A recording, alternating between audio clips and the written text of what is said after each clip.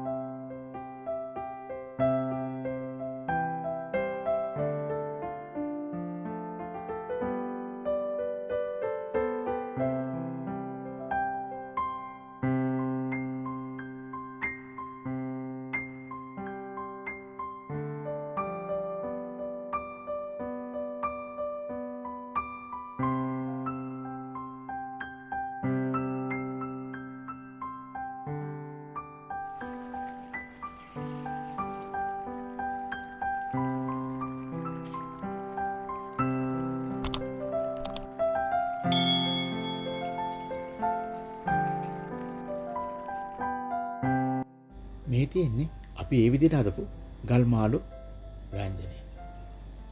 ඉතින් මේ ගල් මාළු මිරිසට වෙන ගැන ඔයාලට දැනන අදහස පහලින් කමෙන්ට් කරන්න. වීඩියෝ එක හොඳ නම් ලයික් එකක් දාලා කාටවත් බලන්න ෂෙයා කරන්නත් අමතක කරන්න එපා. එහෙනම් නැවතත් මෙවෙනු වෙනස් වූ අලුත් වූ වීඩියෝ එකෙන් හරි රෙසිපි එකෙන් හරි හම වෙනතුරු අදට මම ගිහලා එන්න. සියලු දෙනාටම නිරෝගිමත් දවසක් වේවා. ජය වේවා.